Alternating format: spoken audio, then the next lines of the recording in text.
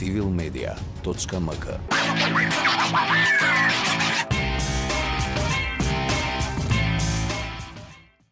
Празнични кратки нозе, добре дојдовте. Заедно со вас разоткриваме дезинформации со неспорни факти и аргументи. Оваа специјална новогодишна епизода на Кратки нозе ја посветуваме на лидерот и пратеник на левица Димитар Апасиев, кој во текот на 2021 година беше чест гостин во нашата емисија. За вас ги одбравме неговите најинтересни дезинформации и манипулации. Тргнуваме веднаш. Во својот статус на Facebook од 1 декември 2021 година, пратеникот и лидер на левица Димитар Апасиев изнесе тврдење според кое може да се разбере дека извршната директорка на Хелсиншкиот комитет Уранија Пировска членува во повеќе управни одбори. Сакам да имам лампиони на Елкава колку што Уранија Пировска од Хелсиншки е членка по управни одбори у време на СДС. Хаштаг «Ах, животе луталице», напиша Апасиев на Фейсбук. Иако статусот на Апасиев не содржи конкретна бројка на лампиони, сугерира дека Уранија Пировска од Хелсиншки е членка по управни одбори. Меѓутоа, извршната директорка на Хелсиншки комитет Пировска во изјава за Фокус е децидна дека не членува во ниту еден управен одбор. Пировска објаснува дека сега е председателка на Комисијата за помилување и на Комисијата што ја доделува наградата за човекови права Мето Јовановски, што била формирана по иницијатива на Хелсиншкиот комитет. Таа потсети дека Хелсиншкиот комитет секогаш има свој член во Комисијата за помилување, а тоа беше случај и кога председател на државата беше Ѓорѓе Иванов. Тоа не е вработување, се состануваме еднаш во месецот. Хелсиншки е невладина организација, не е институција. Јас не сум функционер, туку извршна директорка на Хелсиншки, вели Пировска за Фокус.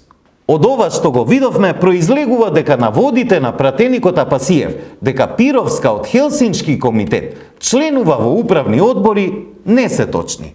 Што да речеме за оваа ситуација? По демантот на Пировска дека не е член на ниту еден управен одбор, пратеникот Апасиев остана со кратки нозе. А ако остане на искажаната новогодишна желба и неговата новогодишна елка би можела да остане без лампиони. Лидерот на левица Апасиев дезинформира дека браќата Масларковски од оваа партија се гонат кривично со обвинителен предлог за извикување Македонија на протест, констатира Жарко Трајановски во анализа на овој случај за Цивилмедија.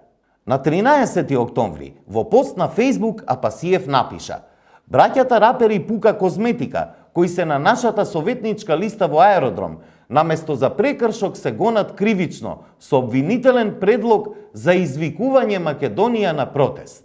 Но ова тврдење не е точно. Тоа може да се види од самиот обвинителен предлог кој го објавија самите браќа Масларковски на Фейсбук.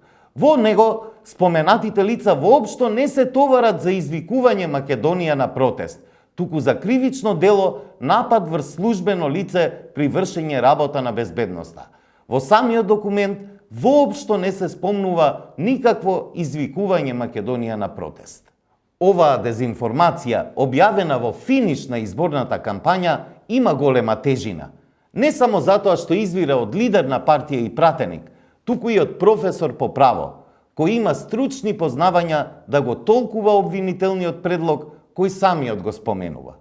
Деталите за овој случај, во кој освен дезинформации има и говор на омраза, можете да ги прочитате на Цивилмедија. Граѓаните треба да внимаваат со овој тип на објави, кои доаѓаат од политички партии и лидери што сакаат да ја измамат јавноста, а особено со оние објави кои доаѓаат со лидери и партии кои често го прават тоа, не само со дезинформации, туку и со говор на омраза кон нивните неистомисленици. Порталот Мактел објави содржина со наслов «Видео. Шокантно видео кружи на интернет. Апасиев се заканува дека ќе ги рушел џамиите во земјава. Многу гласно пееле оџите, му сметале». Насловот сугерира дека во објавеното видео лидерот и пратеник на левица се заканува со рушење на џамии. Во видеото има поранешна изјава на Апасиев од гостување во емисијата Само вистина, во која се зборува за исламизацијата како проблем. Во изјавата Апасиев апсурдно тврди дека целата држава е исламизирана.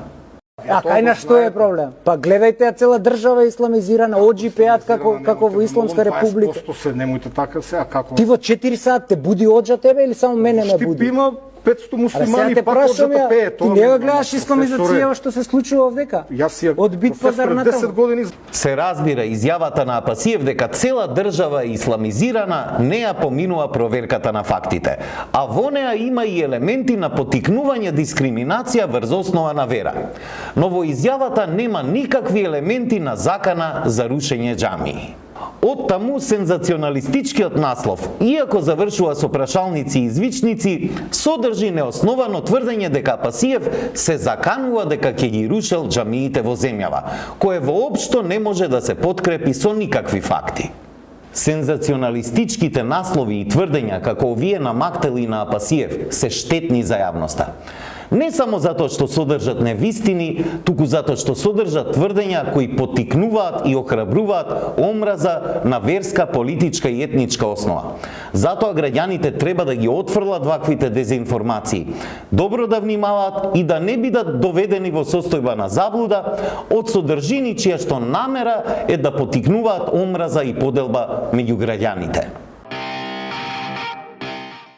Како што најави, пратеникот Кастриот Реџепи од Беса во понеделникот на 15 ноември се појави пред новинарите на пресконференција за да ги објасни причините за неговото отсуство од собраниската седница на 11 ноември, на која требаше да се гласа за недоверба на владата. Но и по неколкукратните деманти од негова страна и пред и по 11 ноември, дезинформациите за негово наводно киднапирање продолжија. И лидерот и пратеник на левица Апасиев продолжи да шири дезинформации за киднапирање на Реџепи. Киднапираниот Кастриот безочно лаже дека не знаел дека и левица ќе биде на списокот. Јас сум подпишан 58, а он 3 места подоле, 61, на истиот лист. Слеп да не беше бе уценето пратениче, вели меѓу другото Апасиев во Facebook статусот објавен вечерта на 15 ноември, кој исто така го пренесоа неколку медиуми. И по утврдување на неточноста на информациите за киднапирање, најголем дел од медиумите не објавија исправка, ниту пак се извинија за ширењето сериозни дезинформации во јавноста. Уцената, грабнувањето и земањето заложници се сериозни кривични дела. Затоа медиумите не треба да објавуваат непроверени информации без да изнесат цврсти докази за тоа. Објавувањето вакви шпекулации е сериозно кршење и на кодексот на новинарите, кој вели дека новинарот треба да објавува точни и проверени информации, како и дека новинарот ќе настојува да биде обезбедено објавување на исправка, демант и одговор во случај кога ќе биде утврдена неточност на информацијата. Во овој случај, за жал, тоа никој не го направи. Пописот кој конечно се спроведува во земјата после 20 години е исто така предмет на бројни шпекулации и лажни вести. Тие се шират особено од политички структури кои влегува во кампања за бојкотирање на пописот. Таков е примерот со лидерот на левица Апасиев, кој на 20 септември на социјалните мрежи објави пост кој имаше над 1000 реакции и 128 споделувања. Знаете зошто Апостол не казнува за одбивање фалс попис? Затоа што над 200.000 македонци досега одбиле да се попишат. Ако почнат да пишуваат казни, ќе има евиденција, а вака нема траг. Така пишува Апасиев. Но во објавата нема ниту траг од факт или аргумент дека тоа што се тврди е точно. Уште еден интересен случај е поврзан со оваа партија, која повикува на бојкот на пописот. Имено на социјалните мрежи се објавија имиња на попишувачи кои според објавеното припаѓаат токму на политичката партија Левица. Сопругата на кандидатот за градоначалник, подреден број 32, братот на кандидат за советник во горните места на листата за Велес, подреден број 52, а предпоставувам и други членови се пишале за реонски попишувачи на попис 2021. Пишува во објавата на Facebook на профилот на Игор Здравковски. Останува нејасно кој и како ги попиша над 200.000 непопишани македонци. Исто така останува нејасно дали тоа партијата Левица ги бойкотира попишувачите на Левица.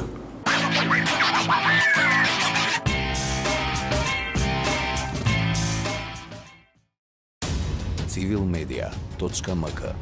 Толку во овие кратки нозе. Се гледаме наскоро во нова заедничка потрага по вистината. Ви посакуваме убави празници. Останете со Цивил Медија.